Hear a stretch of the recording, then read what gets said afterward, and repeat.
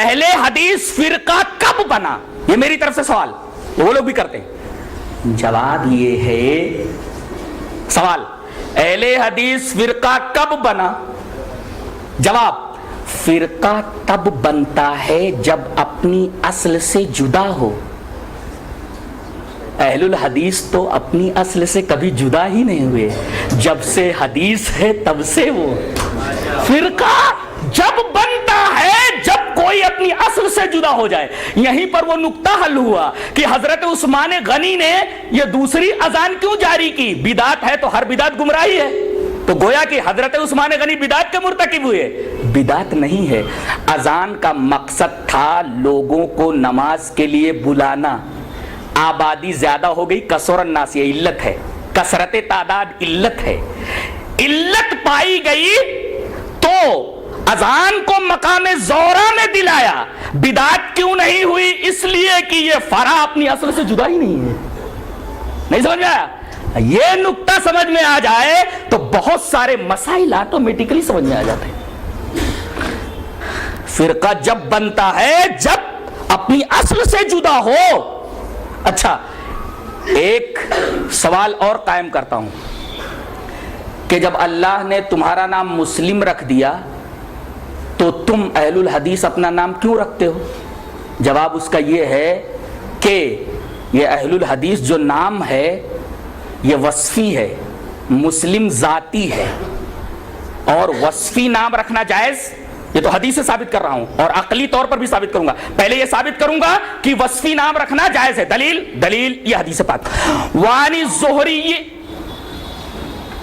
سمع محمد بن جبیر بن مطعم رضی اللہ تعالیٰ عنہ عن ابیہ قال ان النبی صلی اللہ علیہ وسلم قال انا محمد وانا احمد وانا الماحی الذی یمحی بی الکفر وانا الحاشر الذی یحشر الناس والعاقب وانا العاقب والعاقب الذی لیس بعدہ نبی. رواہ مسلم فی کتاب الفضائل. حضرت امام مسلم رحمہ اللہ اس حدیث پاک کو اسے کتاب الفضائل کے اندر لائیں. نبی کریم صلی اللہ علیہ وسلم نے ارشاد فرمایا میرا ذاتی نام ایک محمد ایک احمد ہے اور میرے کئی وصفی نام ہیں.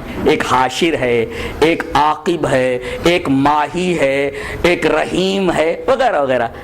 اور ایک نقطہ یاد رکھو کہ کسی ذات کے متعدد صفات اس کی عظمت پر دلیل ہوتے ہیں. نہیں، قرآن حکیم کا مطالعہ کرنے والا طالب علم جانتا ہے کہ قیامت کے بے شمار نام ہیں. یوم التغابن، الواقعہ، الحاقہ، القارعہ، 50 کے قریب اس کے نام. ایک نام یوم التغابن، ہار جیت کا دن.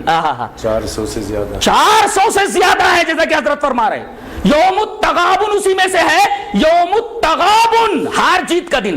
ہار جیت کا دن، اس دن جنتی جیت جائیں گے، کافر ہار جائیں گے. اس وجہ سے اس دن کا نام یوم التغابن پڑا، ہار جیت کا دن. اور کیسی ہار؟ یہاں تو کرکٹ والے ہار جاتے پھر جیت جاتے ہیں، وہاں کوئی آپشن ہے ہی نہیں. ایک دفعہ جو جیت گیا ہمیشہ کے لیے جیت گیا، جو ہار گیا سو ہمیشہ کے لیے ہار گیا. کوئی آپشن نہیں ہے، سیکنڈ آپشن ہے ہی نہیں، آپشن ہے ہی نہیں.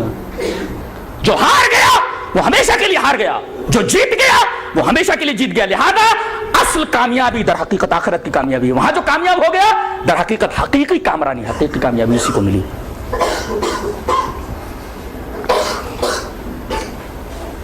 تو کسی چیز کے متعدد نام، متعدد اسما، اس کی متعدد صفات اس چیز کی، اس ذات کی عظمت کی دلیل ہوتے ہیں.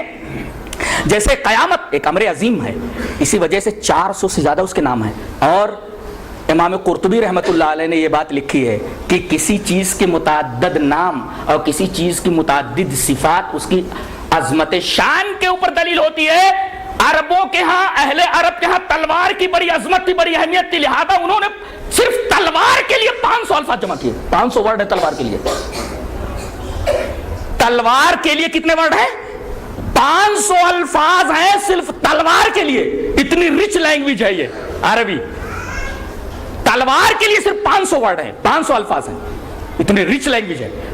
گویا کہ تلوار ان کے لیے بہت اہم تھی، لہذا اس کے نام بہت زیادہ. اسی وجہ سے اہل الحدیث کبھی اپنے آپ کو اہل الحدیث کہتے ہیں، کبھی اصحاب الحدیث کہتے ہیں، اور کبھی سلفی کہتے ہیں، اور کبھی محمدی کہتے ہیں. یہ بہت سارے نام، متعدد صفات در حقیقت اہل الحدیث کی ذات مسلم کے عظمت کے اوپر دلیل ہے. اس وجہ سے انہوں نے کئی نام رکھ لیے. اچھا مسلم نام اللہ نے رکھ دیا تو آپ نے وصفی نام کیوں رکھا؟ اس لیے کہ حدیث سے ثابت ہے وصفی نام رکھنا، جیسا کہ نبی کریم صلی اللہ علیہ وسلم کے ذاتی نام بتائے گئے اور اس کے بعد آپ نے اپنے وصفی نام بتائے، تو وصفی نام رکھنا جائز ہوا. اب منطقی دلیل یہ کہ اگر ذاتی نام کوئی ہے اور اگر وصفی نام رکھا جائے تو یہ جو وصفی نام ہے یہ ذاتی نام کا معرف ہو، مقسم نہ ہو. لفظ یاد رکھا جائے، ذاتی نام کا معرف ہو، مقسم نہ ہو، تعریف کرنے والا ہو، وضاحت کرنے والا ہو اور اس کی وضاحت کرنے والا ہو، تقسیم کرنے والا نہ ہو. اب بتائیے اسلام از اکول ٹو اہل الحدیث، درست ہے کہ نہیں؟ اس لیے کہ اسلام نام ہے قرآن و حدیث کا، قرآن و حدیث سے جو کچھ باہر ہے وہ اسلام ہے ہی نہیں، لہذا اسلام از اکول ٹو اہل الحدیث. اور اسلام از اکول ٹو اہل الحدیث اور مسلم از اکول ٹو اہل الحدیث، تو اہل الحدیث جو نام ہے ذاتی نام کا معرف ہے، ممیز ہے، مقسم نہیں ہے. اگر حنفی اور شافعی رکھ دیا جائے تو یہ مقسم ہے، لہذا اہل الحدیث رکھنا درست ہے اور کسی شخصیت کی طرف انتساب کر کے نام رکھنا درست نہیں، اس لیے کہ وہ مقسم ہے، تقسیم کرنے والا ہے، معرف اور ممیز نہیں ہے. کیا یہ نام صحابہ کرام رضوان اللہ تعالی علیہم اجمعین کے زمانے میں بھی تھا؟ جی ہاں تھا. دلیل یہ اثر وعن الشعبی قال کرہ الصالحون الاولون الاکثار من الحدیث ولو استقبلت من امری ما استدبرت ما حدثت الا بما اجمع علیہ اہل الحدیث. تذکرۃ الحفاظ قال الحاکم فی ترجمۃ الشیبی، امام عامر شیبی کے ترجمے میں یہ نقل ہے اور تذکرۃ الحفاظ میں قول موجود ہے. حضرت شیبی فرما رہے کہ پہلے کے نیک لوگ زیادہ حدیث بیان کرنے سے ذرا بچتے تھے اور وہ بات جو مجھے بعد میں معلوم ہوئی اگر پہلے معلوم ہو گئی ہوتی تو میں وہی حدیث بیان کرتا جس پر تمام اہل الحدیث کا اجماع تھا. اور یہ شیبی کون ہے؟ اوپر کسی کا اجماع، اتنے لوگوں کی تعداد حیرت انگیز ہے. جی چاہتا ہے کہ اس پر بھی ایک حدیث آپ کے سامنے میں پیش کر دوں. حدیث اس طرح وعن عبداللہ رضی اللہ تعالی عنہ عن النبی صلی اللہ علیہ وسلم قال خیر الناس قرنی ثم الذین یلونہم ثم الذین یلونہم ثم یجیء اقوام تسبق شہادت احدہم یمینہ ویمینہ شہادتہ قال ابراہیم وکانوا یضربوننا علی الشہادت والعہد. رواہ البخاری فی کتاب الشہادات. حضرت امام بخاری رحمہ اللہ اس حدیث پاک کو ایسے کتاب الشہادات کے اندر لائے. راوی حضرت عبداللہ بن مسعود ہیں. حضرت عبداللہ بن مسعود فرماتے ہیں کہ جناب محمد رسول اللہ صلی اللہ علیہ وسلم نے ارشاد فرمایا سب سے بہترین زمانہ میرا زمانہ جب تک آپ حیات ہیں. اب آپ کے زمانے کے بعد کون سا زمانہ بچتا ہے؟ صحابہ کرام کا. اور صحابہ کرام کا زمانہ، اس کے بعد تابعین کا زمانہ. یہ تین زمانے ہیں. خیر الناس قرنی یہ میرا زمانہ، ثم الذین یلونہم پھر اس زمانے سے جو لوگ منسلک صحابہ، ثم الذین یلونہم پھر میرے صحابہ سے جو منسلک ہیں. اس کا مطلب دور نبوی، دور صحابہ، دور تابعین اور دور صحابہ کے اندر یہ لفظ موجود تھا. اس کا مطلب صحابہ کرام رضوان اللہ تعالی علیہم اجمعین لفظ اہل الحدیث سے اچھی طرح واقف تھے. اب آخری بات رہ گئی، کیا یہ نام رکھنا ضروری ہے؟ جی ہاں ضروری ہے. کیوں؟ دلیل اس کی یہ ہے کہ نبی کریم صلی اللہ علیہ وسلم کے زمانے میں کیا یہ ہوتا تھا کہ یہ حدیث صحیح ہے یا حدیث ضعیف ہے؟ رسول اللہ صلی اللہ علیہ وسلم کوئی بات کہہ رہے، کوئی حدیث بیان کر رہے تو اس کا مطلب یہ تھا کہ جو کچھ آپ بیان کر رہے ہیں وہ سب صحیح ہے. آپ یہ تھوڑی کہتے تھے کہ یہ بیان کر رہا ہوں یہ حدیث صحیح ہے حدیث ضعیف ہے.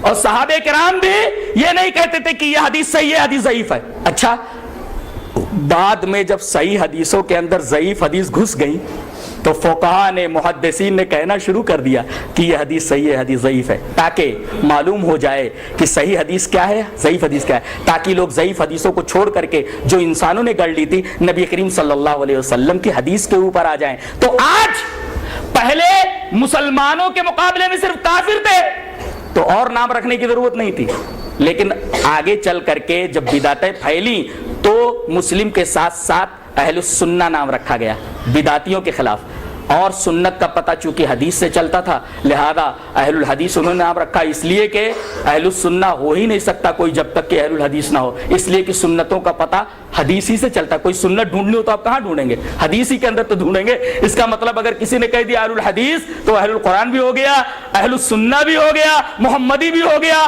سلفی بھی ہو گیا، سب کچھ ہو گیا۔ یہ لفظ اہل الحدیث بہت جامع ہے، یہ در حقیقت ممیز ہے دیگر تمام ان فرقوں کے مقابلے میں جو اپنی خواہشات اور اپنی اہوا، اپنے آرا، اپنے خیالات فاسدہ اور اپنی افکار کاسدہ کے اوپر قائم ہے۔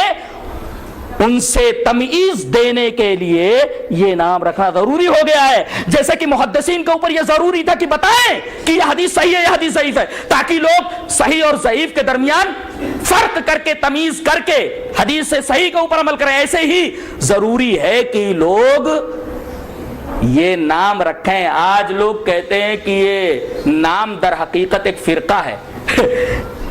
بہت غور سے سنو، لے کر جاؤ، آج یہاں سے لے کر کیا جاؤ گے؟ یہ آخری بات۔ ایک صاحب نے کہا کہ 4 ہی تو فرقے ہیں، یہ 5واں کہاں سے آیا؟ میں نے کہا کہ 4 فرقے کون سے؟ بولے کہ ایک سمندر ہے۔ بولے ہاں سمندر ہے، اس سے 4 نہریں نکلی تو پانی تو وہی ہے، پانی تو وہی ہے۔ ایک سمندر ہے، 4 نہریں نکلی، امام ابو حنیفہ رحمۃ اللہ علیہ کی نہر، امام شافعی کی نہر، امام مالک کی نہر، امام احمد، 4 نہریں نکلی، یہ 5واں کہاں سے آیا؟ میں نے کہا 5واں وہی سمندر ہے۔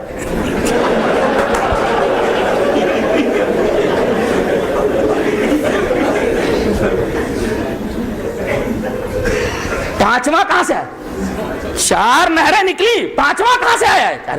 میں نے کہا سمندر ہی تو ہے، وہی اصل ہے، وہی اہل الحدیث ہے۔ اچھا یہ چاروں تو وہی پانی ہے۔ بولے پانی تو صحیح تھا۔ میں نے کہا لیکن آگے چل کے بارشیں ہوئیں اور بڑی گندگیاں آ گئیں سب اس کے اندر۔ اب اگر صحیح پانی اور صاف و شفاف پانی پینا تو سمندر کی طرف رجوع کرنا ضروری ہے۔ اب وہ آیت کریمہ پڑھ لو، تقریر کا اختتام، یا ایھا الذین آمنوا اطیعوا اللہ واطیعوا الرسول واولی الامر منکم فإن تنازعتم فی شیء فردوہ الی اللہ۔ اگر پانی گدلا ہو جائے تو گدلے پانی کو چھوڑ دیا جاتا ہے، ڈائریکٹ کنویں کی طرف، اصل کی طرف رجوع کیا جاتا ہے۔ وہی مطلب ہے فَإِن تَنَازَعْتُمْ فِي شَيْءٍ فَرُدُّوهُ إِلَى اللَّهِ وَالرَّسُولِ۔ اللہ تبارک و تعالی ہمیں نیک عمل اور اچھی سمجھ کی توفیق عطا فرمائے۔ وآخر دعوانا الحمد للہ رب العالمین۔